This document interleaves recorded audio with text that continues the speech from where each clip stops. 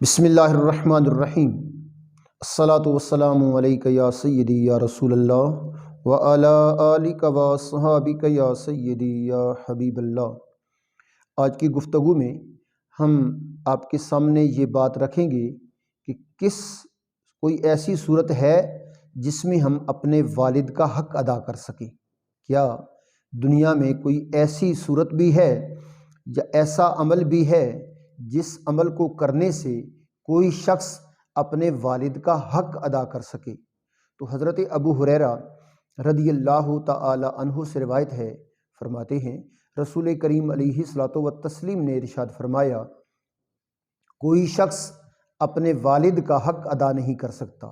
دنیا میں کوئی شخص اپنے والد کا حق ادا نہیں کر سکتا الا یہ کہ اس کا والد غلامی کی زندگی گزار رہا ہو اور وہ اپنے والد کو آزاد کر دے۔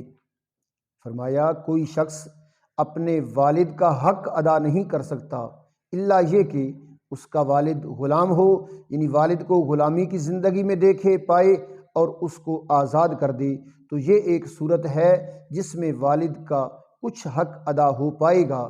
اور آج کے دور میں چونکہ غلام ہے نہیں تو غلامی کی زندگی کا تصور ہی ختم ہے، تو آج کے دور میں کوئی ایسی صورت نہیں ہے جس پر عمل کر کے، یا کوئی ایسا عمل نہیں جو عمل کر کے ہم اپنے والد کا حق ادا کر سکیں۔ تو اس لیے ہمہ وقت اپنے والد والدہ کی خدمت میں کوشاں رہنا چاہیے اور ان کی ضروریات کا خیال رکھنا چاہیے، ان کے احکامات پر عمل کرتے رہنا چاہیے۔